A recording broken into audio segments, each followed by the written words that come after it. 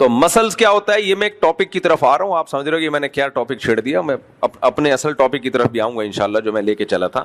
مسل جو ہے نا, عصبہ, پٹھے انسان کی باڈی کا پارٹ ہوتے ہیں. تو اس باڈی کا پارٹ ہونے کی وجہ سے وہ آپ ہیں, وہ آپ کے علاوہ نہیں ہے. جب وہ آپ ہیں تو آپ پہ کوئی حملہ کرے گا تو آپ کے مسل جتنے اسٹرانگ ہوں گے, جتنے مضبوط ہوں گے, اور ہوں گے بھی, ہونا بھی ضروری ہے, آپ فائٹ کر سکتے ہو اچھی, آپ دوڑ سکتے ہو, بھاگ سکتے ہو, بیماریوں کا مقابلہ کر سکتے ہو. تو اللہ نے جو مرد رشتہ دار ہوتے ہیں نا, بیٹا ہے, بھائی ہے, باپ ہے, دادا ہے, باپ دادا نہیں ہے تو چچا, ان مرد رشتہ داروں کو شریعت کی اصطلاح میں عصبہ کہا جاتا ہے. کیوں؟ وہ آپ کے لیے کون سا کام کرتے ہیں؟ پٹھوں کا.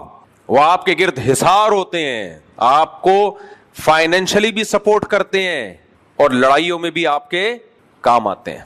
اور اگر کام نہیں آ رہے تو وہ پٹھے نہیں ہیں, وہ الو کے پٹھے ہیں. اور آج کل یہ دوسری قسم پٹھوں کی زیادہ پائی جاتی ہے, کیونکہ لوگ بتا رہے ہوتے ہیں میرا بڑا بھائی بڑا کروڑ پتی مالدار ہے, میں غریب ہوں, ایک دھیلا نہیں دیتا, پان گٹکے کے پیسے تک نہیں دے رہا ہوتا میرا بھائی, مجھے کرائے کا در در کا محتاج ہوں. تو وہ بڑا بھائی پھر پٹھا ہوا یا کچھ اور, اس کو الو کا پٹھا کہنا ٹھیک نہیں ہے, لیکن یہ عمل سے تو اس نے بتا دیا نا. بھائی تو بھائی کے سپورٹر ہوتے ہیں, بیٹا باپ کا سپورٹر, باپ بیٹے کا سپورٹر, چچا چچازاد بھائی. اگر چچا نہیں ہے تو چچازاد بھائی بھی کیا ہیں؟ عصبہ ہیں. تو جو مرد رشتہ دار ہیں نا, وہ عصبہ ہوتے ہیں اسلام میں. عورت ظاہر ہے بیچاری, وہ دفاع نہیں کر سکتی, لڑ نہیں سکتی, اور شریعت میں اس کو کمانے کا بھی نہیں ہے, وہ تو کھائے گی, وہ اس کو تو حکم یہ ہے کہ کھلاؤ. تو سپورٹ جو کرنے والے ہوتے ہیں کون ہوتے ہیں؟ عصبہ. تو اسی لیے شریعت نے حکم یہ دیا ہے کہ وراثت کا حصہ ذوی الفروض, یعنی جو قریبی رشتے, جو جن کے حصے اللہ نے متعین کر دیے, ان کو دینے کے بعد جو بچے گا وہ سارا کہاں جائے گا؟ عصبہ کے پاس جائے گا. پھر عصبہ میں اللہ نے شرط لگا دی, جو قریب کا عصبہ ہے تو دور کے عصبہ کو محروم کرے گا. وہ بیٹا ہے تو باپ عصبہ نہیں بنے گا, باپ کا رشتہ زیادہ قریبی ہوتا ہے. لیکن چونکہ اس میں ایک اور چیز دیکھی گئی ہے, ضرورت باپ کو نہیں ہے, بیٹے کو ہے, کیونکہ اس باپ نے اپنی عمر گزار چکی ہے, تو مقام تو اس کا بیٹے سے زیادہ ہے. لیکن وراثت میں صرف یہ نہیں دیکھا نا, ایک اور پوائنٹ بھی دیکھا ہے شریعت نے, کہ آپ کے مرنے کے بعد آپ کی اولاد کے کام آئے, کیونکہ ابھی اس نے زندگی گزارنی ہے. ابا زندگی گزار چکے ہیں, ابا کی وراثت آپ کو ملے گی اور آپ کے بچوں کو ملے گی. ہاں, ابا کا ایک حصہ متعین کر دیا, لیکن اگر بیٹے نہیں ہیں تو پھر عصبہ کون ہے؟ پھر باپ کے پاس جائے گا سب کچھ. باپ نہیں ہے تو دادا, دادا نہیں ہے تو چاچا, چاچا نہیں ہے تو چچا کا بیٹا. تو یہ تو خیر ایک الگ ٹاپک تھا. تو شریعت کے جو احکام ہیں نا, ان میں بڑی حکمتیں چھپی ہوئی ہیں, اور ان سے بہت کچھ سیکھنے کو ملتا ہے.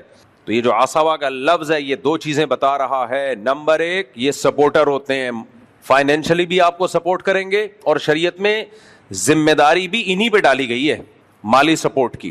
باہر مغربی دنیا میں نا ساری ذمہ داری لوگوں کی حکومت پر ہے. اسلام میں حکومت پہ ذمہ داری نہیں ہے. حکومت کی ذمہ داری یہ ہے, وہ یہ دیکھے کہ عصبہ سپورٹ کر رہے ہیں کہ نہیں کر رہے. بھائی بھائی کے خلاف کیس کر سکتا ہے کہ میں غریب ہوں, مسکین ہوں, کچھ کھانے کو نہیں ہے, میرا بھائی میرا خیال نہیں کرتا. تو گورنمنٹ کا کام ہے وہ بھائی کو مجبور کرے کہ دو بھائی اس پہ خرچ کرو تم. تو ان ملکوں میں چونکہ ریلیشن ختم, ریلیشن کیا ہو گیا؟ ختم. تو اب کوئی سپورٹ, بیوی کو سپورٹ نہیں کر رہے, بھائی بھائی کو کہاں سے سپورٹ کرے گا؟ تو اس لیے میں بار بار کہتا ہوں, ایک طرف ہو جاؤ, یا تو پورے انگریز کے پٹھے بن جاؤ, یا پورے اسلام کی طرف آ جاؤ. جب اسلام کی طرف آؤ گے تو اس میں پھر بچے بھی ہیں, بیوی بھی ہے, اور رشتہ دار بھی ہیں, پھر ان کو سپورٹ کرنا بھی ہے. وہ خالی پیلی کے نہیں ہے وہ. پھر اگر بھائی ہے تو اس کی ذمہ داری بھائی پر ہے, باپ کی ذمہ داری اولاد پر ہے, بڑھاپے میں ماں کی ذمہ داری اولاد پر ہے. آج دیکھ لو جتنے بڑے گھرانے ہیں وہاں پر ساری ذمہ داریوں سے وہ دستبردار ہو رہے ہیں. اخلاقیات کا معیار پتہ ہے کیا بن گیا ہے؟ کل میں ایک ولاگ دیکھ رہا تھا, کوئی باہر ملک کا کوئی ولاگ بنایا انہوں نے, اچھے آدمی ہیں, تو تعریفوں کے پول باندھ دیے انہوں نے. سڑکیں دیکھو, کچرا نہیں ہے, یہ نہیں ہے, وہ نہیں ہے, اتنے اچھے اتنے اچھے اتنے اچھے اتنے اچھے اتنے اچھے. آدمی کہتا ہے یار, اور ہمارا یہ نقشہ کھینچا اتنے گندے اتنے گندے اتنے گندے اتنے گندے, ہم لوگ اتنے گندے. بھائی بس کرو یار, بس کرو یار. ایک دم کسی کے ظاہر کو دیکھ کر فوراً ایک اسٹیٹمنٹ قائم کر لینا. اتنے اچھے ہیں اکیلے, سارے اچھے بہت ہیں, لیکن ہے کیا اتنے اچھے؟ تو آپس ریلیشن کیوں نہیں ہے ان کا آپس میں؟ یہ کون سا ریلیشن ہے؟ تمیز سے بات کر لی, تھینک یو کہہ دیا, اس کے علاوہ کوئی ریلیشن ہی نہیں ہے. ارے کمبختو, اس کو ریلیشن تھوڑی بولتے ہیں. پیدا کرو نا مخلوق کو, بچوں کو پیدا کرو, ان کو کھلاؤ. تمہاری جیب سے جانا چاہیے بچوں پہ خرچہ, پیدا کر نہیں رہے کہ ان کو کھلانا پڑے گا. یہ ریلیشن ہے؟ کنجوسی کی انتہا, کہ اپنی اولاد کو پیدا نہیں کیا جا رہا کہ میرے مال میں وہ میرے ساتھ شریک نہ ہو جائے. اس سے بڑا بغیرت دنیا میں کوئی نہیں ہوگا. میں کہتا ہوں بہت مشکل ہے میرے بھائی بات سمجھانا. اس زمانے میں کافر اپنا بچہ پیدا نہیں کرتا. کیوں؟ یہ تو بیوقوف بنا رہا ہوتا ہے غربت اور مہنگائی. اصل میں وہ کہنا چاہ رہا ہوتا ہے کہ مجھے خرچ کرنا پڑے گا اور میں اپنی اولاد پہ خرچ کرنے کے لیے تیار نہیں ہوں, کیونکہ جیسے میرا جسم میری مرضی, میرا پیسہ میری مرضی. تو جو مخلوق پہ خرچ کرنے کو تیار نہ ہو, اس کی رسپانسبلٹی اٹھانے کو تیار نہ ہو, اور مخلوق بھی کوئی جمشید کے بچے نہیں ہیں, آپ کے اپنے بچے, اس سے بڑا کنجوس اس کائنات میں پیدا نہیں ہوا جو اپنی بیوی پہ خرچ کرنے کے لیے تیار نہ ہو. تو کیا اخلاق رہے گا یار. تھینک یو وینک یو بتا, وہ ولاگ بنا رہے ہیں کہ دیکھیں کتنے اچھے اخلاق سے بات کی. ٹھیک ہے, یہ سب چیزیں بہت اچھی ہیں, کتنا ایٹیٹیوڈ, کتنے زبردست, ٹھیک ہے, ایک حد تک صحیح ہے یہ سب. خدا کی قسم ہم پھر بھی ان سے اچھے ہیں. ہمارے ہاں لاہوریوں کی مثالیں دی جاتی ہیں. ہمارے ہاں یورپ کو کمپیئر کیا جاتا ہے لاہور سے, کیونکہ پاکستان میں اخلاق سب سے زیادہ کس کے مشہور, گالیاں کہاں کی زیادہ مشہور ہیں؟ لاہور کی. گالیوں میں کسی میں ڈپلوما کرنا ہونا, کیونکہ میں لاہوریوں کا بھی میں اس کو بیلنس کروں گا. ایسا نہیں ہے کہ میں کسی قوم کی برائی کروں.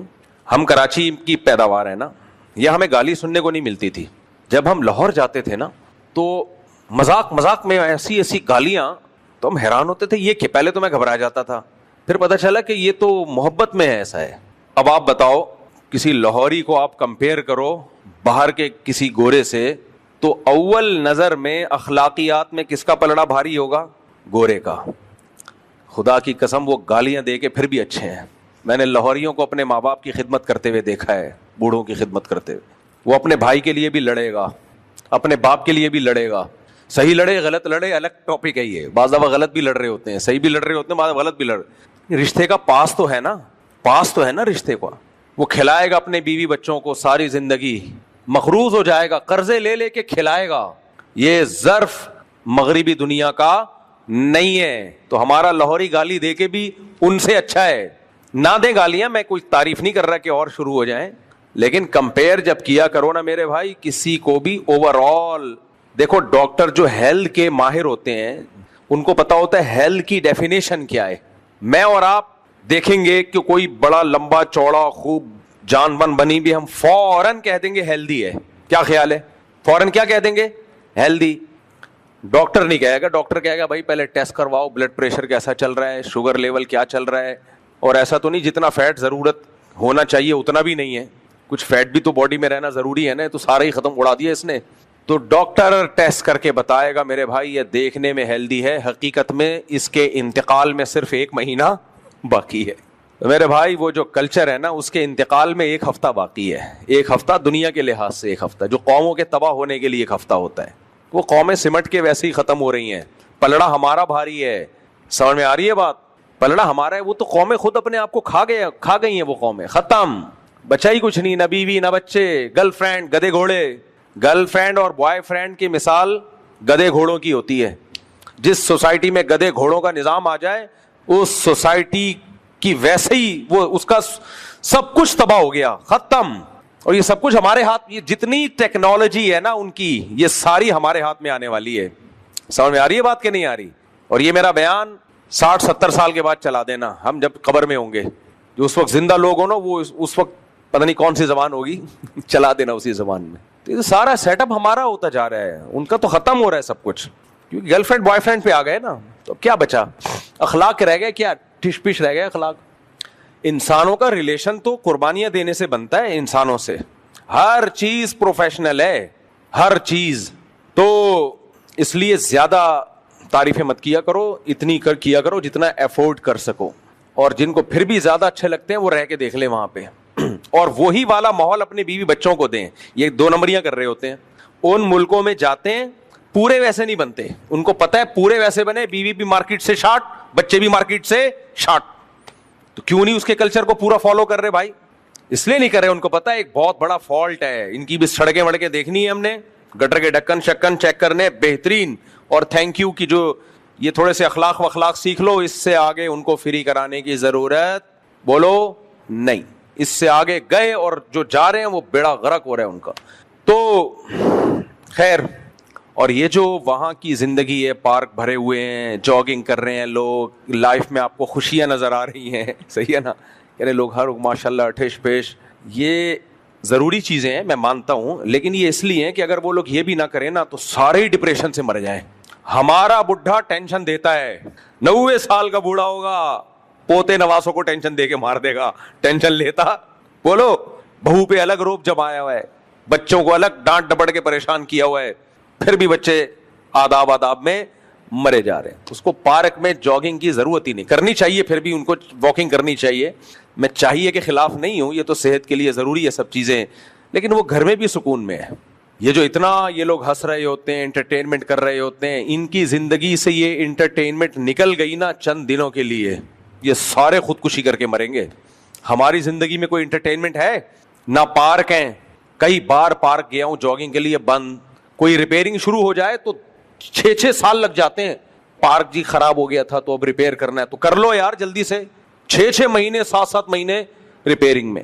پھر پارکوں کے اندر کا ماحول آپ دیکھ لو کیسا ہے, آدمی کہتا ہے چھوڑو گھر پہ ہی مشین لے کے دوڑ لو اس پہ. اب تو تھوڑے کتے کم ہو گئے, ورنہ جاگنگ کے دوران جو کتے پیچھے لگتے تھے اس سے جو فیٹ کم ہوتا تھا نا, کتے کا بھی اور آپ کا بھی, دونوں کا فیٹ کیا ہو رہا ہے. تو یہ جتنے مغربی دنیا کے لوگ ہیں ان کو چند دنوں کے لیے ہمارے ملک میں لا کے چھوڑ دو آپ, اور کسی متوسط علاقے میں, بہت پوش ایریا میں نہیں کہ آپ نے بحریہ ٹاؤن میں لے جا کے چھوڑ دیا ان کو, متوسط جس میں عام پبلک رہتی ہے, خودکشی کر کے 1 ہفتے میں بولو مر جائے گا. یہ ہمارا ظرف ہے میرے بھائی. کیوں ہم شریعت پہ چلنے کی کوشش کرتے ہیں, دعوت تو نہیں کرتے, تو اللہ نے بہت ساری چیزوں سے ہمیں اسلام کی وجہ سے بچایا ہوا. پورے چلیں تو سبحان اللہ, پورے چل نہیں رہے, تو یہ تو ان کو چاہیے. ان کی لائف میں تنہائیاں ہیں, تنہائیاں کھا رہی ہیں, ریلیشن ختم. سوئٹزرلینڈ میں ہم تھے تو ہم 3-4 دوست گاڑی میں جا رہے ہیں, تو میں نے کوئی ایک گاڑی نہیں دیکھی جس میں 2 بندے بیٹھے ہوئے ہوں, بہت زیادہ کوئی 100 میں ایک گاڑی جس میں 2 بندے بیٹھے ہوئے. ایک صاحب نے بتایا کہ یہاں ایسے بھی گورے میرے دوست ہیں جنہوں نے 10 سال سے گاڑی خریدی ہوئی ہے, اور کہتے ہیں پچھلی سیٹ پہ ابھی تک کوئی بھی نہیں بیٹھا ہے.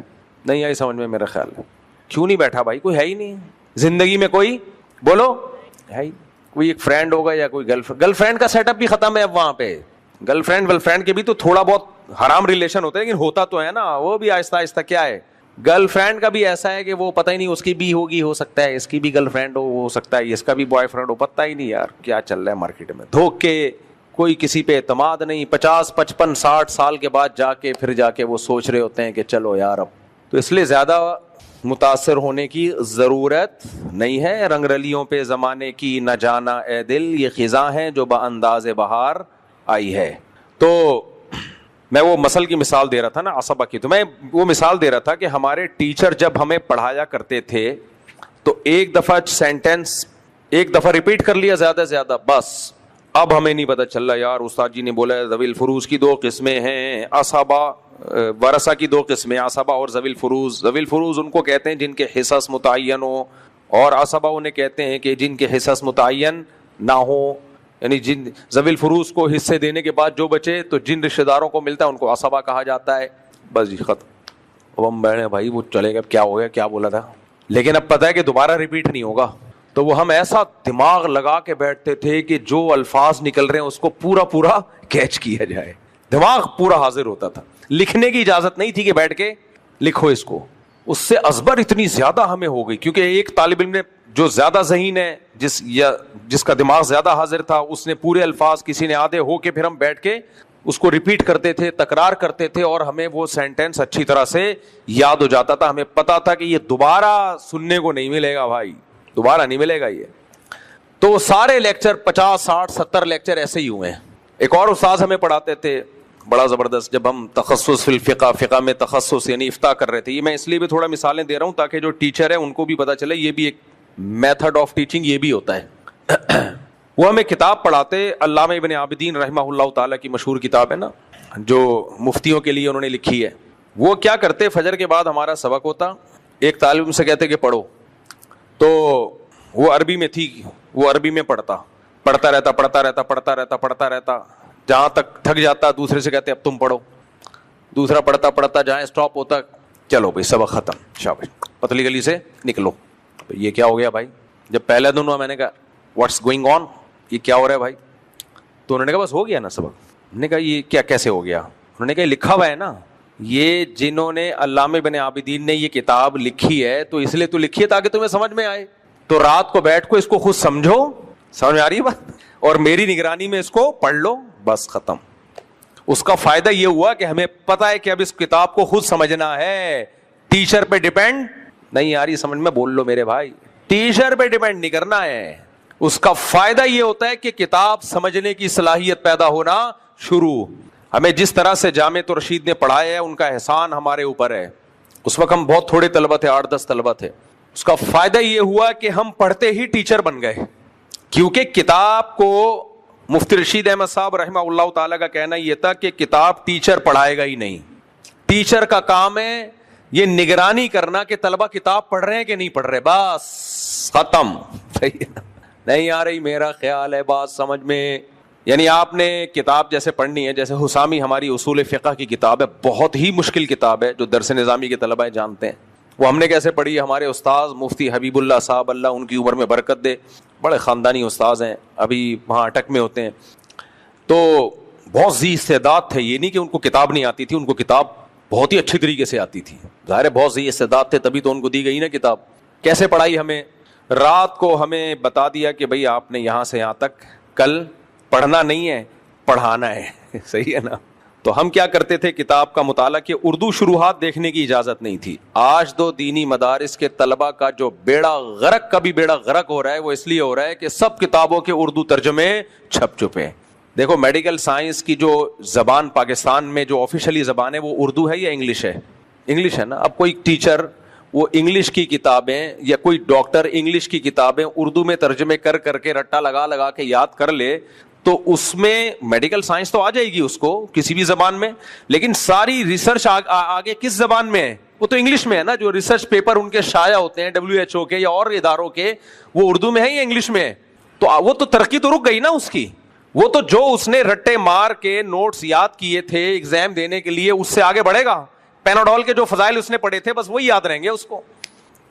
کوئی بھی علم جس زبان میں ہوتا ہے نا, جو اس کی اوریجنل زبان ہوتی ہے, اس زبان کو سیکھے بغیر آپ اس علم میں عبور اور مہارت حاصل نہیں کر سکتے. تبھی تو یہ جتنے آج کل اسکالرز آ رہے ہیں نا گمراہ کر رہے ہیں, کیونکہ کسی نے انگلش میں پڑھا ہے, کسی نے اردو میں پڑھا ہے, ان کو عربی نہیں آتی ہے, ترجمے تک غلط کر رہے ہوتے ہیں. لیکن عوام چونکہ ان سے بھی بڑی فارغ ہوتی ہے, اس لیے عوام سمجھتی ہے واہ یار کیا ریسرچ ہے, کیا رپورٹ ہے. جیسے عوام جو ریلائبل ڈاکٹر ہے نا, جو صحیح ڈاکٹر ہے, ان کو سمجھتے ہیں پاگل ہے. پھینکو ڈاکٹر کو عوام کیا سمجھتے ہیں, بولو یار لایا ہے, یار کچھ نہیں لایا ہے. یوٹیوب پہ جتنا بڑا پھینکو ہوگا اتنا ہٹ ہوگا. کچھ ہیں بہت اچھے ڈاکٹر ہیں جو اپنی قابلیت کی وجہ سے ہٹ ہے, لیکن زیادہ تر حکیم اور ڈاکٹر جو لمبی لمبی لا کے کیا کر رہے ہیں, پھینکے جا رہے ہیں, پھینکے جا رہے ہیں, پھینکے جا رہے ہیں. یہ منجن یہ والا قہوہ پی لو, فیٹ ایک ہفتے میں ختم. قہووں سے فیٹ ختم ہونا ہوتا, موٹاپا پوری دنیا کا مسئلہ بنا ہوا ہے اس وقت. سمجھ آ رہی ہے بات؟ یہ قہووں سے ختم ہونا ہوتا ہے نا, سارے ہینڈسم سلم اسمارٹ گھوم رہے ہوتے. یہ والا قہوہ پی لو تو اس سے یہ ہو جائے گا, یہ والا ایک لہسن کھا لو تو کولیسٹرول ہمیشہ کے لیے. ایسا نہیں ہوتا میرے بھائی. یہ جو دل کی رگیں جمتی ہیں نا, دل کی رگیں, ایک ڈاکٹر سے ہماری بات چیت ہوئی, ہم نے کہا ڈاکٹر صاحب یہ جو دل کے اٹیک ہوتے ہیں اور یہ جو دل میں وہ کیلشیم جم جاتا ہے نا رگوں میں, تو بلڈ صحیح طرح سرکولیٹ نہیں کرتا, تو لہسن کھا کے وہ ختم. اس نے کہا میرے بھائی اس پہ تیزاب کے قطرے بھی ٹپکاؤ گے وہ نہیں ہے, اس سیمنٹ سے بھی زیادہ سخت ہوتا ہے. لہسن کھا لیا کریں, فائدہ مند چیز ہے, لیکن ایسا نہیں ہے کہ آپ کو وہ بیماری ہو گئی اور لہسن کھا کے وہ دل کی بلاکیج ختم. خیر یہ ڈاکٹروں کا ٹاپک ہے, میں چھیڑتا نہیں ہوں, لیکن میں بتا رہا ہوں کہ جتنا بڑا پھینکو ہوگا پبلک میں اتنا, بولو نا, اتنا ہٹ ہوگا. جو صحیح ڈاکٹر ہوتے ہیں وہ چلتے ہی نہیں ہیں.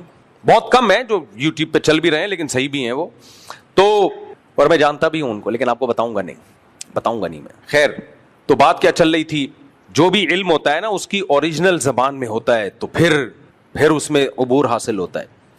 تو ہم کیا کرتے تھے, ہمیں جامعۃ الرشید میں یہ اصول بنایا ہوا تھا. اب ہمارے استاذ ہمیں حسامی پڑھاتے تھے نا, اصول فقہ کی کتاب ہے. اصول فقہ بہت مشکل فن ہے. اصول فقہ ہے کیا؟ اصول فقہ کا مطلب ہوتا ہے, یہ میں اس لیے بتا رہا ہوں تاکہ عوام کو پتہ چلے کہ دین کا علم جب تک یہ چیزیں حاصل نہیں ہوں گی وہ اس وقت تک عالم نہیں بن سکتے. یہ جو آج کل ہمارے اہل حدیث بھائیوں نے کہا ہے نا قرآن حدیث میں مسئلہ آتا ہے جی, قرآن حدیث سے ہم نے بیان کیا ہے جی. ابے قرآن و حدیث سے مسئلہ تو قرآن حدیث میں ہی ہوتا ہے, تورات انجیل میں نہیں ہوتا. لیکن قرآن اور حدیث سے مسائل کے استنباط کے کچھ اصول اور ضابطے ہیں، کچھ اصول اور ضابطے ہیں.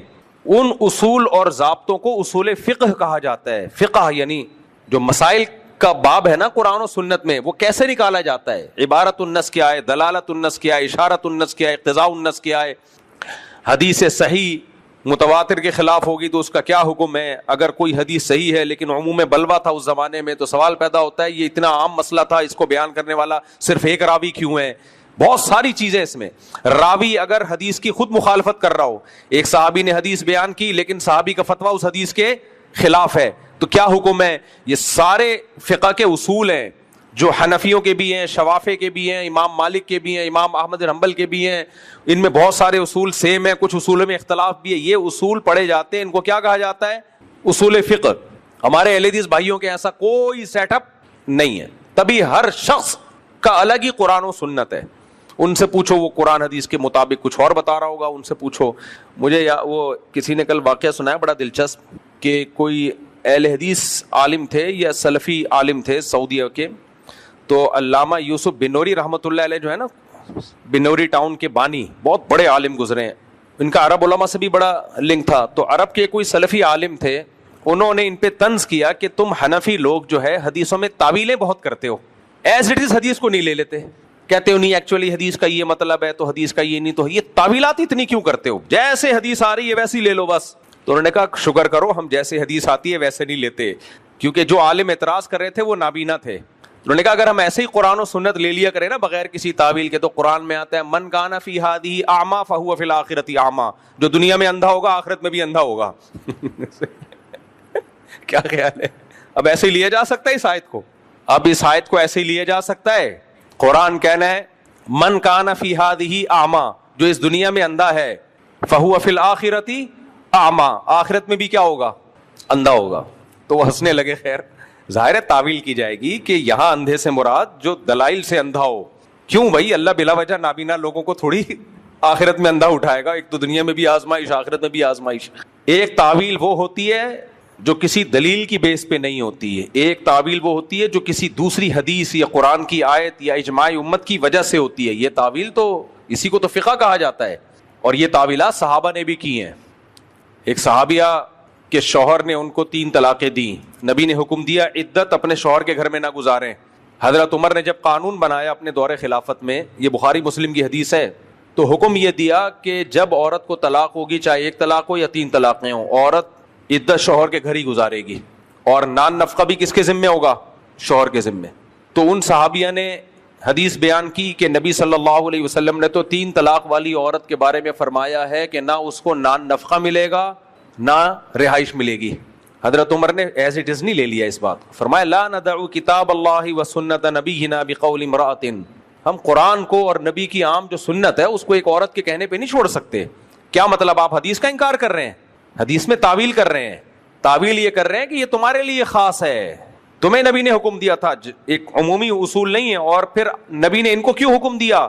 اس کی بہت ساری وجوہات بیان کی ہیں. بے پردگی کا مسئلہ تھا، دیور تھے، بعض نے کہا کہ زبان کی تیز تھی. قرآن نے کہا ہے کہ عورت عدت شوہر کے گھر گزارے گی لیکن فاحشہ مبینہ کا ارتکاب کرے پھر نہیں گزارے گی. تو فاحشہ مبینہ میں زبان کی تیزی بھی ہے، تو کوئی خصوصیت تھی، اس کو جنرلی قاعدے کے طور پہ مت بیان کرو، کیونکہ قرآن یہی کہہ رہا ہے کہ طلاق یافتہ عورت کو نہ گھر سے نکال سکتے ہو اور خرچہ بھی کس کے ذمے ہے؟ تمہارے ذمے. تو قرآن نے تو شرط نہیں لگائی کہ 1 طلاق ہو، 2 طلاق ہو، 3 طلاقیں ہوں. میں سمجھا پا رہا ہوں بات؟ تو اس فقہ یہ جو آج کل علم ہے، یہ علم تھوڑی ہے، فراغت کا نام علم ہے. مکتبہ شاملہ سے اور انٹرنیٹ سے ٹھش پھش کر کے تحقیقات کی، پارسل کر دی. ایک صاحب مجھے کہنے لگے یہ جو امام حنیفہ نے بولا ہے کہ سورہ فاتحہ اگر کوئی جان کرنا پڑے بھولے سے چھوٹ جائے تو سدہ صحف سے نماز ہو جائے گی. اگر آپ نماز میں پہلی یا دوسری رکعت میں فرض میں سورہ فاتحہ بھول گئے نا، آپ بعض دفعہ دائرہ قل ہو اللہ شروع کر دی، رکوع میں چلے گئے، بھول گئے آپ، تو سدہ صحف سے نماز ہو جائے گی. تو حدیث میں تو آتا ہے کہ لا صلاۃ لمن لم یقرأ بفاتحۃ الکتاب، اس کی نماز سرے سے ہے ہی نہیں جو فاتحہ نہیں پڑھتا. تو اس نے تو بھولے سے جان کر چھوڑو گے تو پھر تو واجب الادا ہے، بھولے سے چھوڑی تو سدہ صحف سے ہو جائے گی.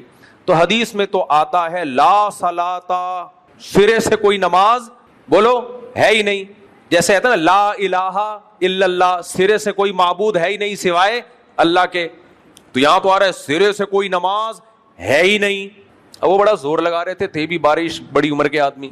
تو میری عمر اس وقت 17-18 سال کی ہوگی, میرے پاس کوئی علوم بھی نہیں تھے. ویسے تو اب بھی ہم علماء کے مقابلے میں طالب علم ہی ہیں. تو مجھے فوراً ایک حدیث ذہن میں آ گئی. میں نے کہا یہ حدیث میں آتا ہے لا ایمان لمن لا عہد لہ, جو وعدہ کر کے پورا نہیں کرتا اس کا لا ایمان, ایمان ہے ہی نہیں. تو کیا مطلب؟ میں نے کہا کافر ہو گیا. ایک آدمی وعدہ کر کے توڑ دے تو کیا مطلب؟ لا ایمان, یہاں بھی لا نفی جنس ہے, سرے سے ایمان ہے ہی نہیں. تو میں نے کہا بے ایمان ہے. بے ایمان تو کافر ہوتا ہے, جس میں ایمان نہیں وہ کیا ہے؟ تو کافر کا بچہ ہے, اور جو کافر کا بچہ ہوگا اس کا نکاح رہے گا؟ مسلمان ہو کے جو کافر ہو جائے تو سب سے پہلے تو نکاح ٹوٹتا ہے اس کا. تو میں نے کہا جتنے لوگوں نے بھی آپ سے وعدہ کر کے توڑا سب کے نکاح بھی ٹوٹ گئے. اور رفیع بھائی ہوتے تو کہتے بچے بھی اب کیا پیدا ہو رہے ہیں. کسی شخص نے شادی کے بعد وعدہ کیا, سب سے پہلے تو بیوی سے کیے ہوئے وعدے توڑتا ہے. وہ بیوی سے کیا کیا پہلے وعدے کیے ہوتے ہیں, میں یہ بھی کروں گا, میں یہ بھی کروں گا, میں یوں بھی کروں گا, آسمان سے تارے بھی توڑ کے لاؤں گا. جب شادی ہو جاتی ہے جب بھاڑا میں جا کیا کروں گا, کون سا وعدہ, کیڑی دیکھ. تو وعدہ معاہدہ توڑتے ہی کافر ہو گیا. لا ایمانہ, ایمان سرے سے ہے ہی نہیں. جب ایمان سرے سے نہیں ہے تو کافر ہو گیا نا, کافر ہو گیا تو نکاح ٹوٹ گیا. اب جو پیدا ہو رہے ہیں وہ سارے کیا ہو رہے ہیں؟ تو یہ تو میں نے کہا بہت لمبا سیٹ اپ چلا جائے گا. تو امام حنیفہ کا شکریہ ادا کر لو, انہوں نے بول دیا کہ یہاں یہ کمال جنس کی نفی ہے.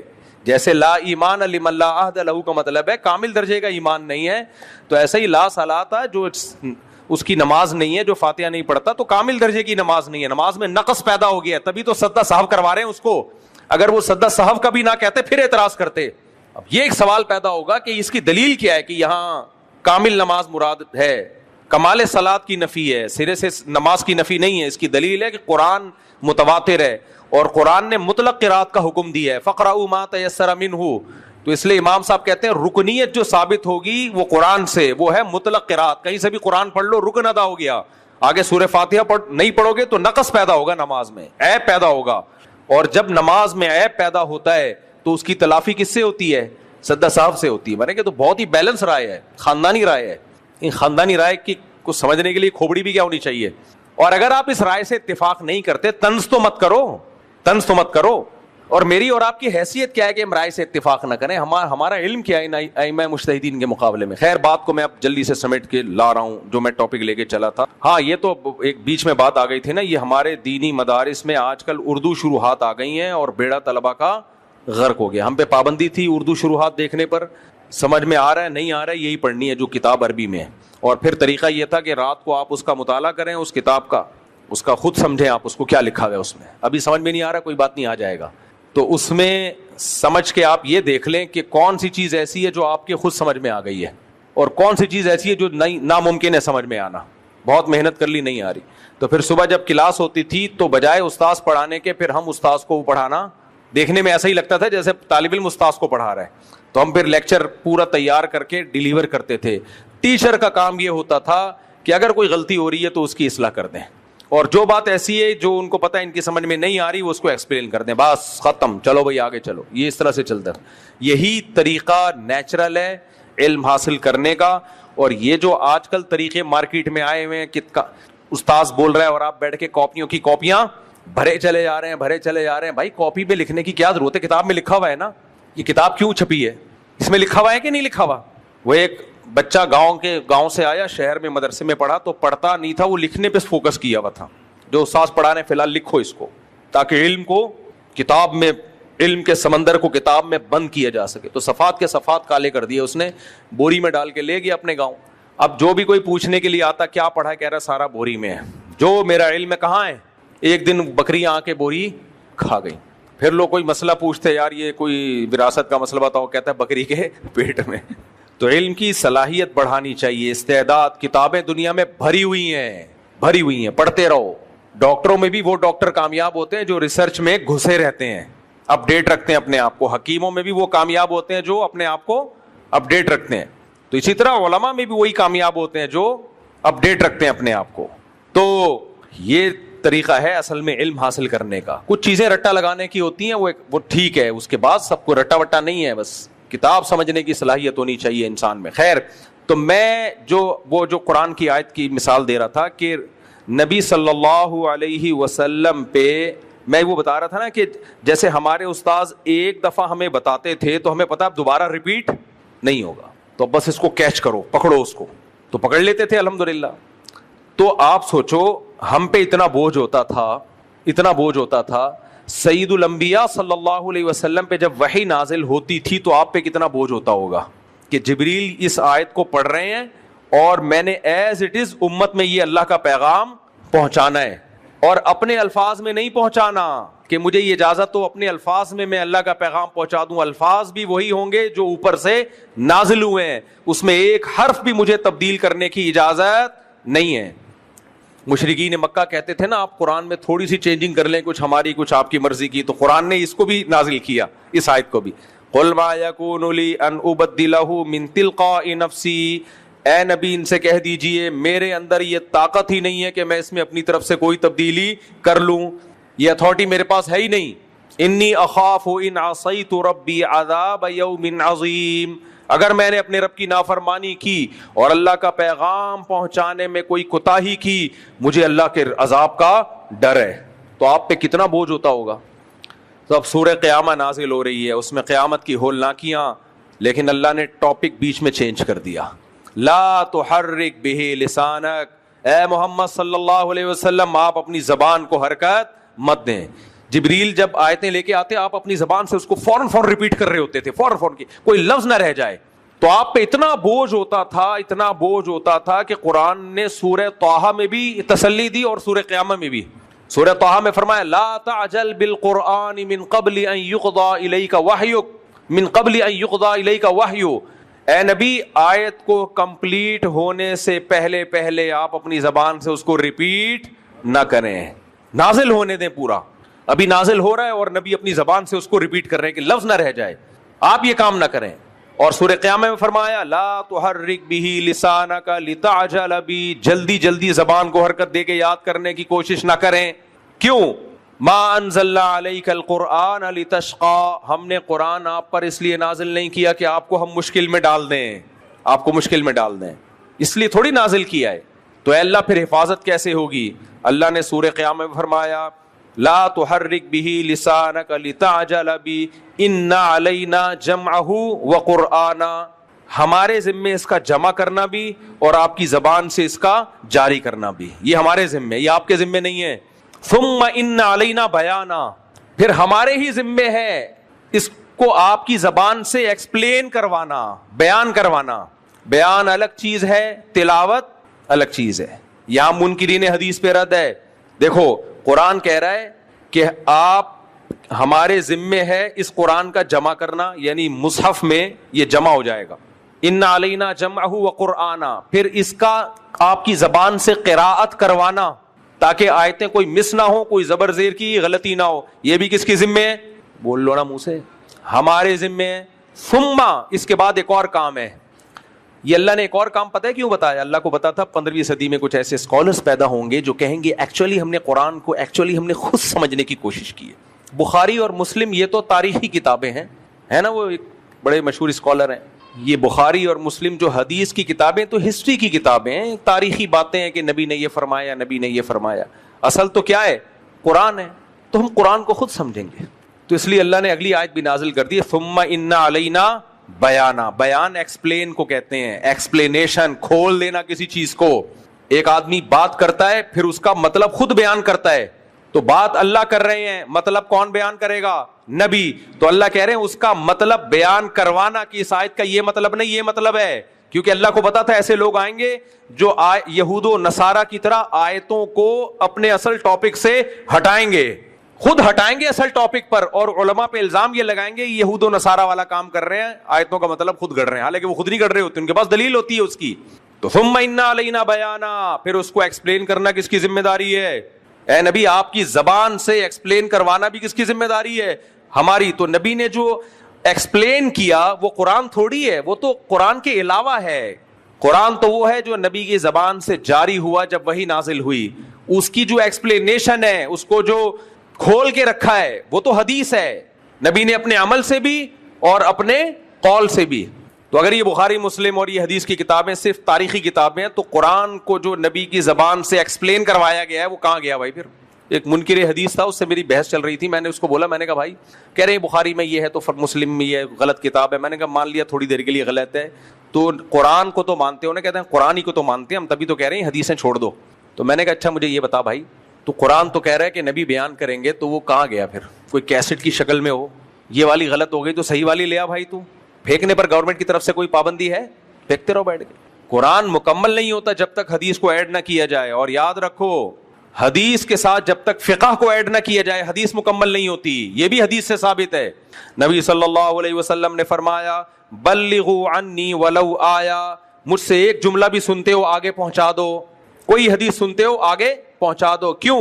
رب حامل فقہ غیر فقیہ، بہت سے لوگ علم کی بات جانتے ہیں سمجھتے نہیں ہیں. رب مبلغ اوعى من سامع، ایسا ممکن ہے تم جس کو حدیث پہنچاؤ وہ اس کا مطلب تم سے زیادہ اچھا سمجھتا ہو. تو نبی نے امت کو دو حصوں میں ڈیوائیڈ دیا. دو حصوں میں نبی نے امت کو ڈیوائیڈ کیا. ایک وہ جو حدیث جانتے ہیں، دوسرا وہ جو سمجھتے ہیں. تو سمجھنے والوں کو کیا کہا جاتا ہے؟ فقہا. اور یہ کہہ رہے ہیں حدیث جیسے ہی آ جائے لے لو، ایسا تھوڑی ہے میرے بھائی. مسائل کے باب میں جو حدیثیں ہیں وہ فقیہ سے پوچھا جائے گا اس حدیث کا مطلب کیا ہے، وہ عوام پہ نہیں چھوڑا جائے گا. کیا آپ بتاؤ جی؟ تبھی تو فقہ ہے، کتابیں ہیں. صحابہ میں بھی چند مخصوص صحابہ تھے جو فتویٰ دیا کرتے تھے. مخصوص صحابہ انگلیوں پہ ان کے نام گنے جا سکتے ہیں. اور آج پتھر اٹھاؤ مفتی نکلے گا. ہر شخص مفتی بنا ہوا ہے، ہر شاخ پہ الو بیٹھا ہے. انجام گلستان کیا ہوگا؟ تو ہم جو بیان لے کے چلے تھے اب اس کو سچی مچی میں ختم کر رہا ہوں میں، اور سچی مچی میں وہیں سے آ رہا ہوں. لیکن میں بھول گیا ہوں میں چلا کہاں سے تھا. نہیں یہ تو ٹاپک ہی، میں تو دل کی اصلاح کی بات شروع کی تھی میں نے. ہاں میں نے بات یہ شروع کی تھی کہ نبی صلی اللہ علیہ وسلم نے ارشاد فرمایا کہ ایک چھوٹا سا سینے میں ٹکڑا ہے جس کو دل کہا جاتا ہے. جب یہ ٹھیک ہوتا ہے تو پورا جسم ٹھیک، اور جب یہ خراب ہوتا ہے تو پورا جسم خراب. تو یہ روحانی دل مراد ہے. اس سے there are two types of دل. دل کی دو قسمیں ہیں. ایک کو جسمانی دل کہا جاتا ہے جو میڈیکل سائنس کا ٹاپک ہے، اس میں بلاکیج ہے یہ نہیں ہے. یہ تھوڑا سا خراب ہو تو پوری باڈی خراب ہو جاتی ہے. کیا خیال ہے؟ ہوتی ہے کہ نہیں ہوتی؟ تو اسی طرح میرے بھائی روحانی دل جب خراب ہو جاتا ہے تو بھی پوری باڈی کی ایسی کی تیسی، یعنی روحانی باڈی کی اوپر سے آپ فٹ فاٹ ہو گئے، مکے شکے چل رہے ہوں گے آپ کے سب کچھ، لیکن روحانی زندگی کی واٹ لگ جاتی ہے. اور سکون اور اطمینان کا جسمانی زندگی سے اتنا گہرا تعلق نہیں ہے، روحانی زندگی سے اس کا تعلق بہت گہرا ہے. تو یہ والا جو دل ہے نا، اس کی اصلاح کے لیے جو میں نے قرآن کی آیت پڑھی فَسَوْفَ يَأْتِ اللَّهُ بِقَوْمٍ يُحِبُّهُمْ وَيُحِبُّونَ، اللہ کہتے ہیں ایسی قوم کو اللہ پیدا کر دے گا جو اللہ سے محبت اور اللہ ان سے محبت. تو اس روحانی دل کی اصلاح کے لیے سب سے بڑی جو اس کی ہیلتھ ہے وہ پتہ ہے کیا ہے؟ کہ اس دل میں اللہ کے سوا کسی کی محبت نہ ہو، نہیں کم ہو. اللہ کی محبت تمام محبتوں پہ بولو غالب. یہ پہلی شرط ہے.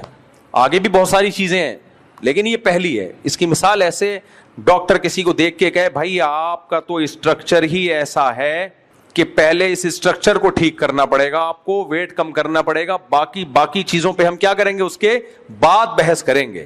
کل ایک صاحب مجھے ملے، وہ اتنا غصے ہوئے، وہ بیچارے بھاری جسم کے تھے، کہتے ہیں یار آپ کیوں رگڑتے رہتے ہو یار ہمیں. ایسے صاحب یہ الفاظ تو نہیں لیکن ان کا مطلب یہی تھا.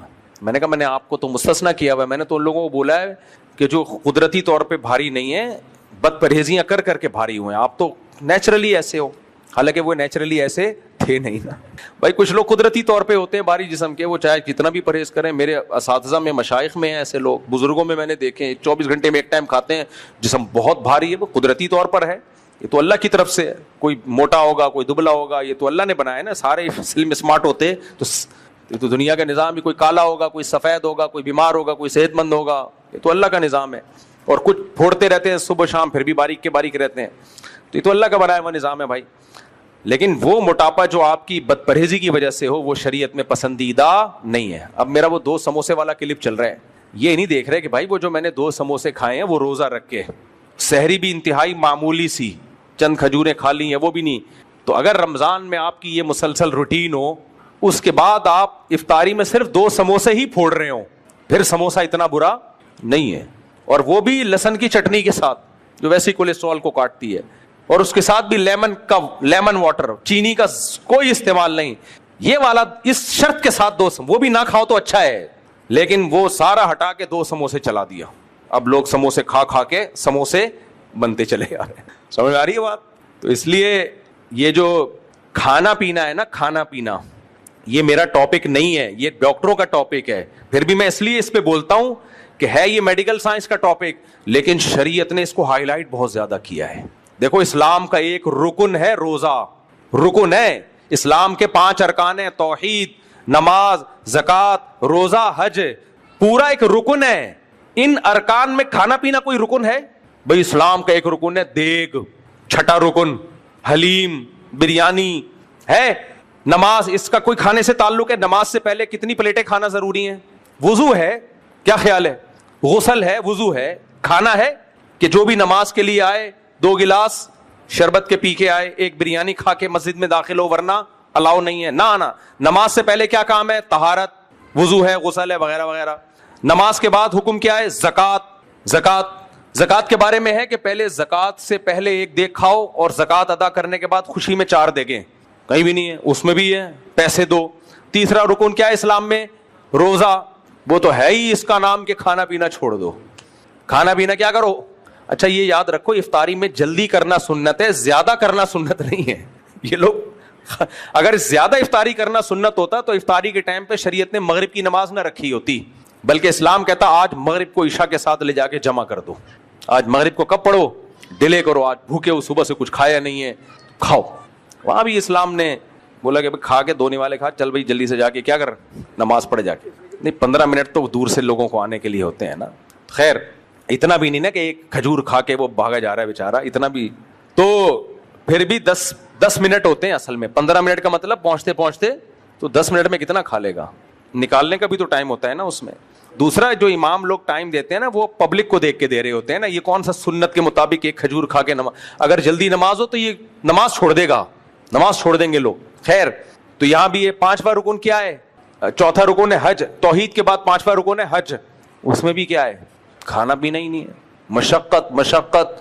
سارے احکامات ویٹ لاس کرنے والے ہیں, لیکن آج مسلمانوں کا ویٹ آپ دیکھو جتنا نیک ہوگا. اور میں بار بار بتاؤں یہ وہ لوگ جو کھا کے ہو رہے ہیں, اس سے بزرگان دین یا نیک لوگ مراد نہیں ہے. میں نے بتایا صحابہ میں بھی بھاری جسم کے لوگ تھے, تو اس لیے میں اس پہ اتنا بولتا ہوں سموسے پکوڑوں کے خلاف اور یہ جو میٹھے کے خلاف, اور اس لیے کہ یہ ہمارے مذہب کا حصہ ہے. بار بار بخاری کی حدیث سناتا ہوں, اللہ کرے سمجھ میں آ جائے. بخاری کی حدیث کا مفہوم اپنے الفاظ میں بیان کر رہا ہوں, بس یہ مفہوم سنا کے بیان ختم. نبی صلی اللہ علیہ وسلم نے ارشاد فرمایا اس امت میں سب سے پہلے جو خرابی آئے گی وہ 2 خرابیاں ہوں گی. 2 میں نمبر 1 جھوٹ, نمبر 2 موٹاپا. کھانے کی وجہ سے موٹاپا. تو اس لیے ہم کھاتے ہم بھی ہیں, لیکن ثواب سمجھ کے نہیں کھاتے. جس دن بھی زیادہ کھا رہا ہو تو بس احساس ہوتا ہے کہ توبہ کر لے, مرنے سے پہلے کیا کر لے. کھاتے ہم بھی ہیں, ہم کو بہت نیک نہیں ہے. ایسا نہ میری ویڈیو بنا کے ڈال دینا کہ دیکھو مفتی صاحب نے اس دن بیان کیا تھا کم کھانے پر, اور آج مفتی صاحب کا اپنا اسٹائل دیکھو. تو ہم تو اقراری مجرم ہیں بھائی, اقراری مجرم ہیں. ہم اس جرم کا اعتراف کرتے ہیں. تو میں ایک دفعہ یہاں بریانی کے بارے میں بولا تھا, اتنے چاول, اتنا آئل, دے تکاف والے بیٹھے ہوئے تھے. میں نے کہا چاول چھوڑ دو, لو کارب ڈائٹ کھایا کرو, وغیرہ وغیرہ. اچانک دیگ آئی ہے, ڈھکن کھلا ہے. بریانی کے دیگ کا جب ڈھکن کھلتا ہے نا, اس ڈھکن کا بڑا مزہ ہے یار. وہ تو بھبو کے آئے ہیں خوشبو کے. ایک تو بریانی کا بھی بڑا غرق ہو گیا ہے آج کل, دیگ کی بریانی بھی اب دیگ کی, لیکن وہ واقعی بریانی تھی. تو پھر ہم نے کہا بسم اللہ الرحمن الرحیم. انہوں نے کہا بھی تو آپ کیا فرما رہے تھے؟ میں نے کہا اس کے بعد دوبارہ فرمانا شروع کر دیں گے, اس میں کیا جا رہا ہے. لیکن میں نے بھی وہ پھوڑی ہے سب کے ساتھ, مگر اس کے فضائل بولو نہیں سنائے. کہ پھوڑنا پھاڑنا نہیں ہے بھائی, وہ ہماری عادت ہے, وہ اسلام نہیں ہے. اسلام روزوں کا اور فاقوں کا نام ہے. سمجھ میں آ رہی ہے بات؟ روزے رکھنا شروع کرو, عادت ڈالو روزے کی, بھوکا رہنا شروع کرو, سنت ہے. اور یاد رکھو اس سے اگر کوئی ڈاکٹر کہتا ہے اتنے ٹائم کھانا ضروری ہے, وہ ڈاکٹر کو برا بلا مت کہو, بولو اس بیچارے کی تحقیق اپنی ہوگی. اسلام کے مقابلے میں کوئی تحقیق نہیں ہے. اگر اسلام نے روزوں کا حکم دیا ہے, مان لو اس میں آپ کی صحت ہے. اللہ عمل کی توفیق عطا فرمائے. وما علینا الا البلاغ. چلو بھائی, مہر کی رقم ہے جی 1,00,000 روپے. دلہن کا نام ہے فاریعہ خان بنت شکیل احمد خان. دلہن کے وکیل کون ہیں؟ اور دولہا محمد سعد خان ول سعید خان. آپ ہیں جناب, آپ نے اجازت, آپ وکیل ہیں نا, آپ نے اجازت دی ہے کہ میں فاریعہ خان بنت شکیل احمد خان کا نکاح محمد سعد خان ول سعید خان سے 1,00,000 روپے مہر میں کروں. اجازت ہے جی؟ الحمد لله نحمده ونستعينه ونستغفره ونؤمن به ونتوكل عليه ونعوذ بالله من شرور أنفسنا ومن سيئات أعمالنا من يهده الله فلا مضل له ومن يضلله فلا هادي له ونشهد أن لا إله إلا الله وحده لا شريك له ونشهد أن سيدنا وحبيبنا وشفيعنا وسندنا محمدا عبده ورسوله صلى الله تعالى عليه وعلى آله وأصحابه وبارك وسلم تسليما كثيرا كثيرا. أما بعد فاعوذ بالله من الشيطان الرجيم بسم الله الرحمن الرحيم. يا أيها الناس اتقوا ربكم الذي خلقكم من نفس واحدة وخلق منها زوجها وبث منهما رجالا كثيرا ونساء واتقوا الله الذي تساءلون به والأرحام إن الله كان عليكم رقيبا. وقال تعالى يا أيها الذين آمنوا اتقوا الله وقولوا قولا سديدا يصلح لكم أعمالكم ويغفر لكم ذنوبكم ومن يطع الله ورسوله فقد فاز فوزا عظيما. وقال النبي صلى الله عليه وسلم النكاح من سنتي وقال فمن رغب عن سنتي فليس مني. وقال النبي صلى الله عليه وسلم تزوجوا الودود الولود فإني مباهي بكم الأمم. وقال النبي صلى الله عليه وسلم تزوجوا ولا تكونوا كرهبان النصارى. جناب محمد سعد خان ول سعید خان، میں نے 1 لاکھ روپے مہر میں آپ کا نکاح فارعہ خان بنتے شکیل احمد خان سے کیا. آپ نے اس نکاح کو قبول کیا؟ جزاک اللہ. دعا کریں اللہ برکت دے. الحمدللہ رب العالمین والعاقبۃ للمتقین والصلاۃ والسلام علی رسولہ الکریم وعلی آلہ وصحبہ اجمعین. اے اللہ اس نکاح کو اپنے دربار میں قبول فرما. اس نکاح کی برکتیں زوجین کو تادم حیات نصیب فرما. آپس کے اختلاف و انتشار سے، لڑائی جھگڑوں سے، ہر قسم کے شر فساد سے اللہ ان دونوں کی ہمیشہ کے لیے حفاظت فرما. اے اللہ اس نکاح کو دونوں کے خاندانوں میں جوڑ کا، محبتوں کا ذریعہ بنا. دونوں کے خاندانوں میں خیر اور برکتوں کا ذریعہ بنا. جس کی جو جائز مراد ہو اللہ اس کی مراد کو پورا فرما. ربنا آتنا فی الدنیا حسنۃ وفی الآخرۃ حسنۃ وقنا عذاب النار. صلی اللہ تعالیٰ علی خیر خلقہ محمد وعلی آلہ وصحبہ اجمعین. اللہ تعالیٰ بہت مبارک کرے میرے بھائی. میں یونیورسٹی کا طالب علم ہوں. میری ایک جگہ بات چل رہی ہے رشتے کی. میں اس کو اسکول سے پسند کرتا ہوں. میں نے اپنے آپ کے والدین نے اسکول بھیجا اس لیے تھا آپ کو.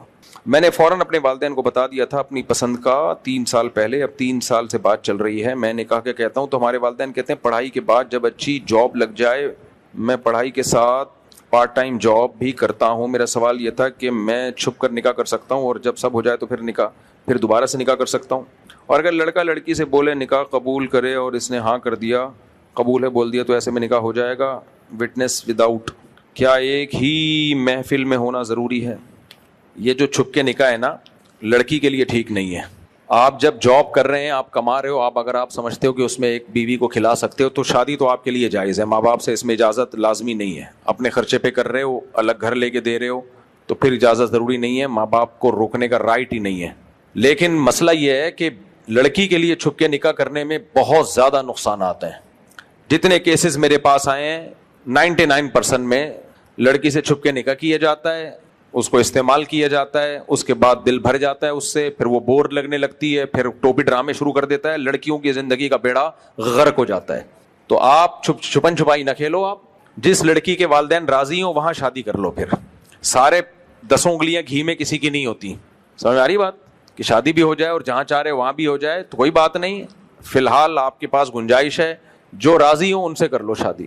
لیکن لڑکی کے ماں باپ کا، خاص طور پہ باپ کا راضی ہونا یہ بہت ضروری ہے. اس کے باپ کی مرضی کے بغیر نہیں کی جائے گی شادی لڑکی سے. اس کے سائیڈ ایفیکٹ بہت زیادہ ہیں. ہاں لڑکی عمر زیادہ ہو، طلاق یافتہ ہو، بیوہ ہو، اپنا خود اچھے برے کا فیصلہ کر سکتی ہو، وہ ایک الگ بات ہے. میں بات کر رہا ہوں کم عمر لڑکیوں کی.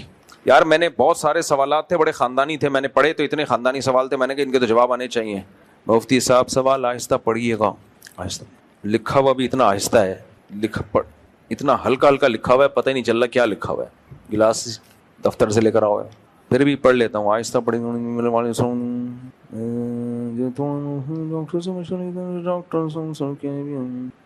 پتہ نہیں کیا لکھا ہوا ہے یار، یہ چشمے سے بھی سمجھ میں نہیں آئے گا. پینسل سے لکھا ہوا ہے اور بہت ہلکا ہلکا. 15 سال شادی کو ہو گئے، اولاد نہیں ہے، دعا فرمائے. دل سے دعا ہے جی اللہ نیک صاحب. یہ کون سا کس کا اٹھا کے لے آیا چشمہ؟ چلو اچھا کر لیں، آپریشن کر لیں. سوال کی اجازت نہیں دی انہوں نے نا پڑھنے کی. آپریشن کر لیں. یہ پڑھ نہیں لینا, کسی کا سیکرٹ ہے, پھاڑ دیا میں نے اسی وجہ سے. ایسا نہ ایلفی لگا کے ٹیپ سے جوڑ رہا ہوں بعد میں جا کے. کیا نام ویسے بھی نہیں ہے, پتہ نہیں چلے گا. 16 سال شادی کو ہو گئے, اولاد نہیں ہے, دعا فرمائے. دوسری شادی کا ارادہ, گھر والے اجازت نہیں دے رہے. تم لوگ یار ابھی تک تمہاری سمجھ میں نہیں آیا. یہ کہنے گھر والے کہیں گے بیٹا ایک اور شادی کرو, وہاں کر لو, وہاں کر لو. پاگل کے بچوں, تم لوگ کب تمہیں عقل آئے گی یار. یہ فن والے کہاں گئے, وہ تھوڑا سا ویڈیو پہ آ جائیں آپ. سموسے چھوڑنے کا نتیجہ, میں ان کو دیکھ کے پہچانا نہیں. میں نے کہا یہ مشتاق نام ہے نا آپ کا, مشکات. میں نے کہا یہ مشکات کے چھوٹا بھائی بیٹھا ہوا ہے آج بیان میں. کافی دیر سے میں بیان کے دوران ان کو دیکھ رہا ہوں کہ یہ مشکات کا چھوٹا بھائی بالکل مشکات جیسا کیوں ہے. تو پھر میں نے ان کو بیان کے بعد بلایا, میں نے کہا آپ مشکات کے چھوٹے بھائی لگ رہے ہیں شکل سے. کہہ رہے ہیں میں مشکات ہی ہوں. تو یہ سموسے چھوڑے ہیں آپ نے, ماشاء اللہ.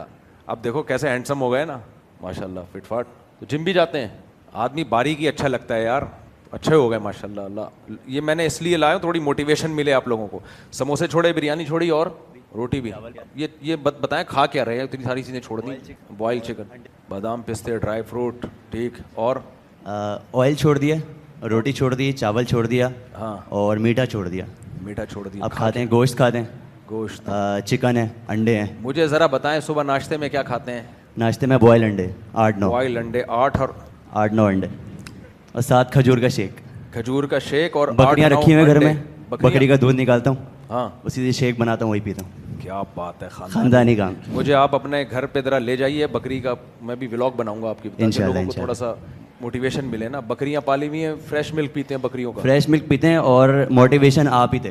آپ نے بکریاں پالی تھی, آپ کو دیکھ کے میں نے بکریاں پالی, اور آپ نے جو دیسی گھی نکالنے کا طریقہ بتایا تھا, مکھن نکالنے کا, تو میں نے بکری کے دودھ کا مکھن نکالا تھا. واہ, ارے واہ یار, بہت کم نکلتا ہے لیکن بہت طاقتور ہوتا ہے, بہت اچھا ہوتا ہے. تو صبح آپ نے گوشت, صبح کھجوروں کا ملک شیک پی لیا بکری کے دودھ کا, جی, اور صرف 6 انڈے کھا لیے آپ نے, جی, اور 8-9 انڈے. 8-9 انڈے, جی, اور یہ ناشتہ ہو گیا, اور ساتھ سیلڈ وغیرہ جو ہے جو بیگم دے دیتی ہیں. اچھا اچھا, جی, اس کے بعد بھی بیگم دیتی ہے کچھ سیلڈ دیتی ہے.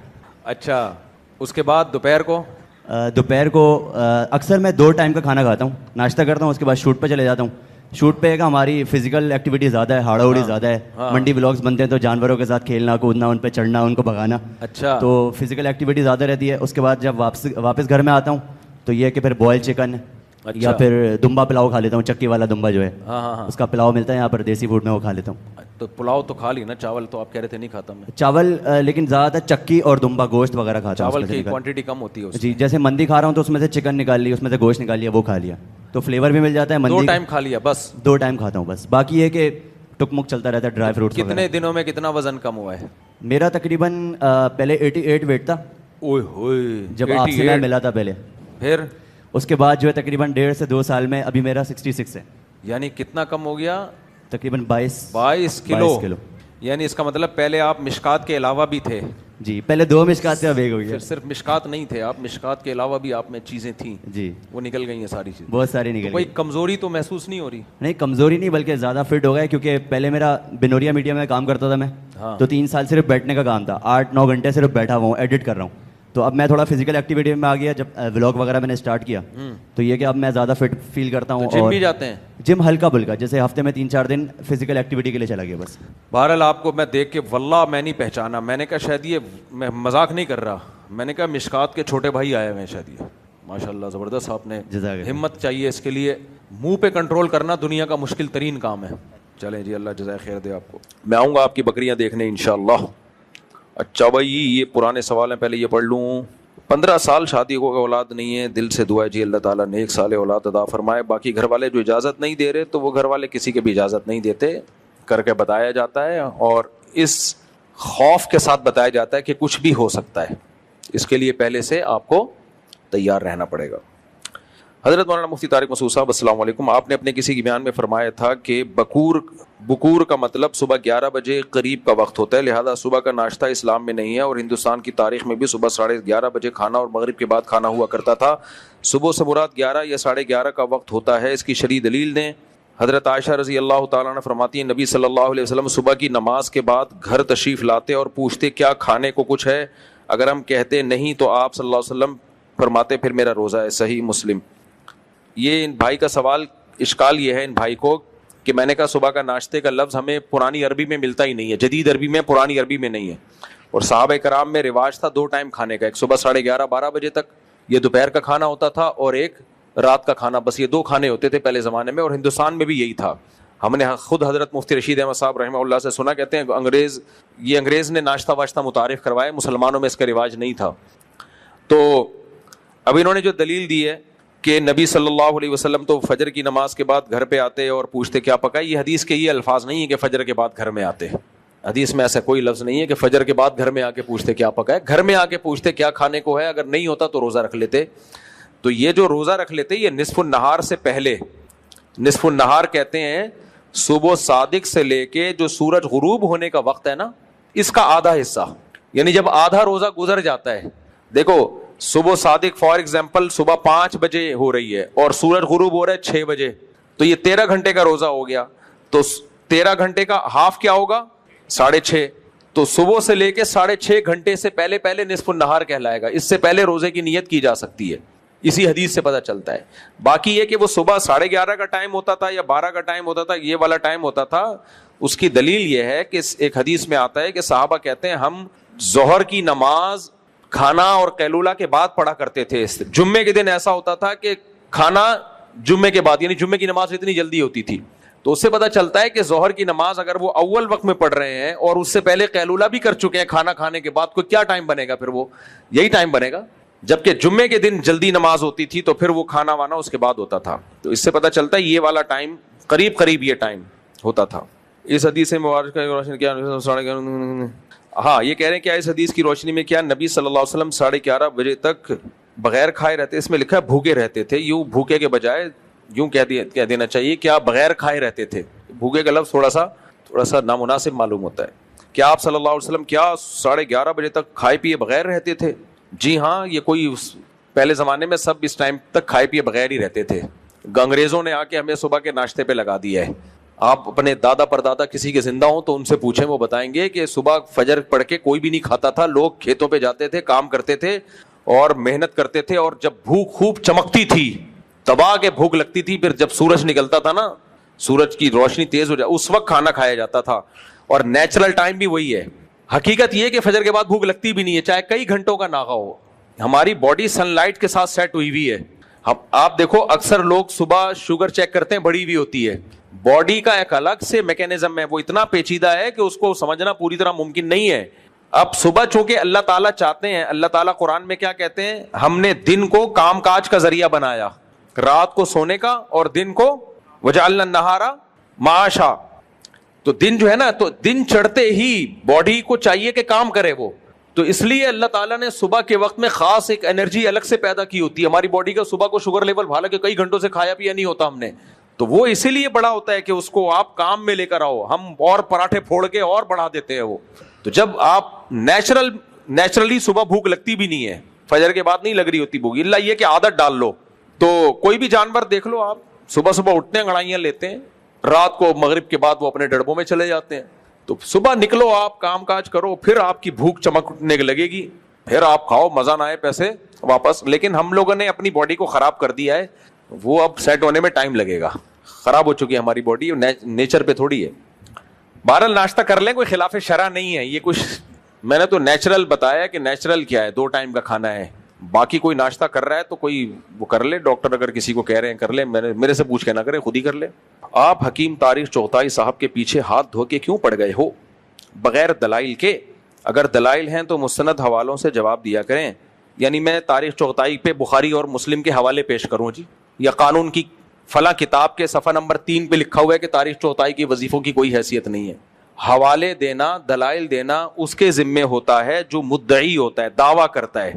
آئی بات سمجھ میں؟ مثال کے طور پہ آپ میرے پاس آئے, مفتی صاحب میرے سر میں درد ہے, میں نے پیناڈول نکال کے دے دی, 2 گولی کھا لو. آپ کہیں اس کی کیا دلیل ہے کہ یہ درد سر کی گولی ہے؟ میں کہوں بھائی دیکھو گوگل پہ جاؤ, سرچ کرو, ڈاکٹروں سے پوچھو, سب کہہ رہے ہیں کہ جس کے کھوپڑی سیٹ کرنی ہو اس کو 2 گولی پیناڈول کھلا لو. دلیل کس کے ذمے ہے؟ گولی کون دے رہا ہے؟ علاج کون کر رہا ہے؟ میں کر رہا ہوں نا. تو اس علاج کے صحیح ہونے کی دلیل کس کے ذمے ہوگی؟ میرے ذمے ہوگی. آئی بات سمجھ میں؟ اب آپ میرے پاس آئے, سر میں درد ہے, میں نے 2 گولی پیناڈول دی. آپ کہہ رہے ہو مفتی صاحب دلیل دو, یہ گولی ٹھیک ہے. میں کہوں تو دلیل دے کہ یہ گولی نہیں ہے. وہ کہے گا بھائی کسی چیز کے نہیں ہونے کی دلیل تھوڑی ہوتی ہے, دلیل کسی چیز کے ہونے کی ہوتی ہے, نہیں ہونے کی تھوڑی ہوتی ہے.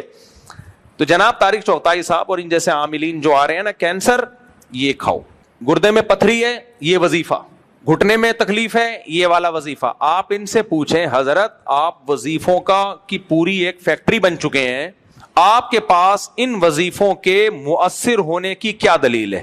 سمجھ میں آ رہی ہے بات کہ نہیں آ رہی ہے؟ یہ دلیل عاملوں سے پوچھی جائے گی, مجھ سے نہیں پوچھی جائے گی. تو آپ لوگ کہتے ہیں انہوں نے علوم حاصل کیے ہوئے ہیں, ان کے پاس کیا ہے؟ علوم.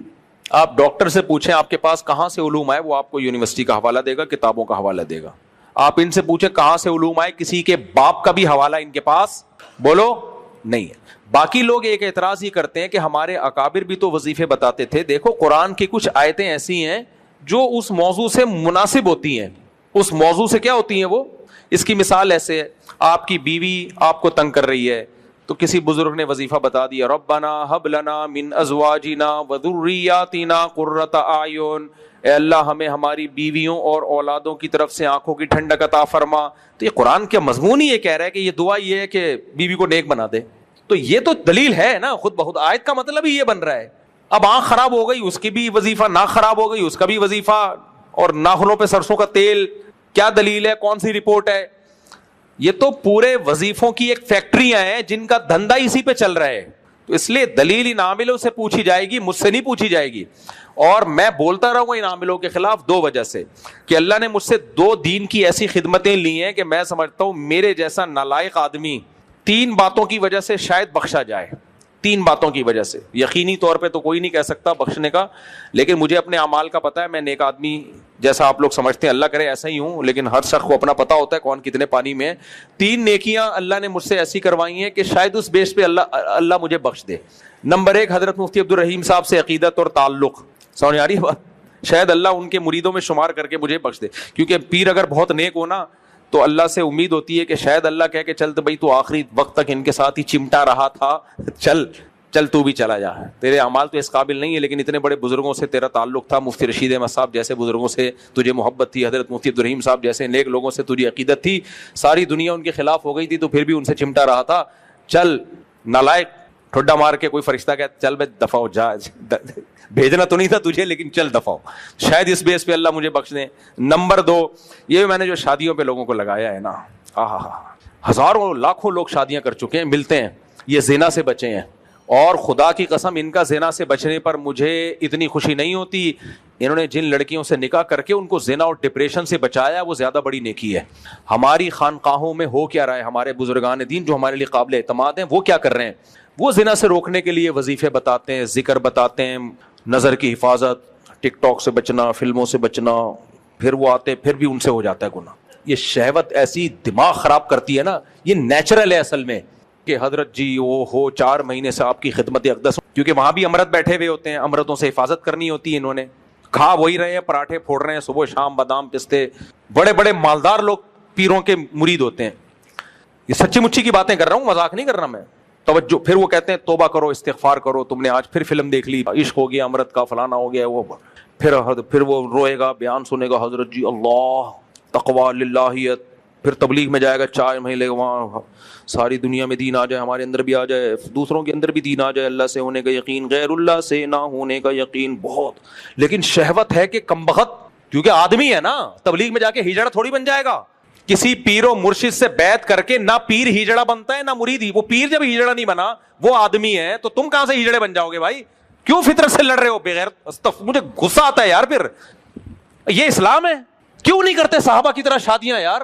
آدھا اسلام لے رہے ہو, کم وقت آدھا چھوڑ رہے ہو تم.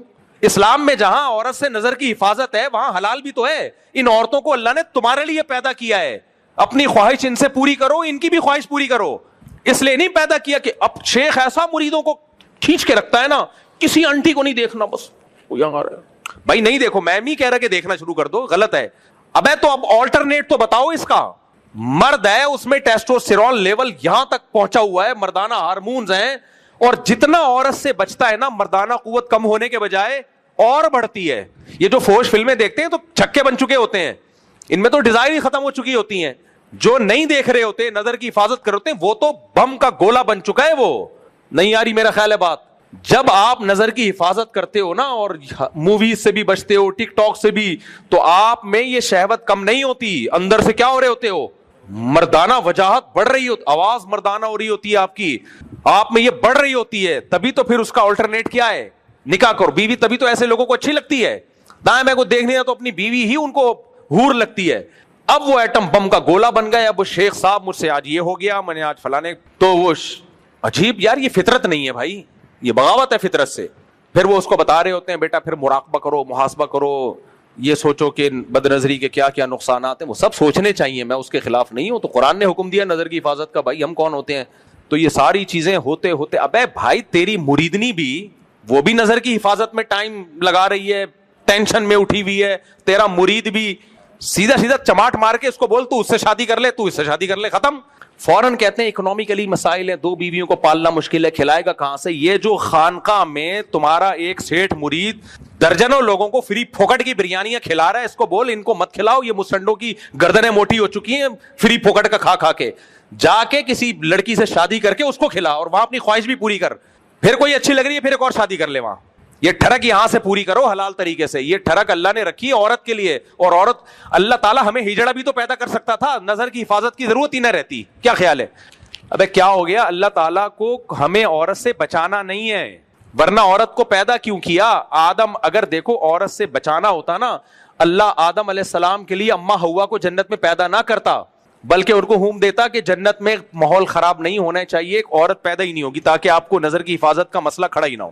اللہ تعالیٰ نے عورت کو اماں حوا کی شکل میں پیدا کیا تاکہ دونوں کا ملاپ ہو, محبتیں ہوں دونوں میں.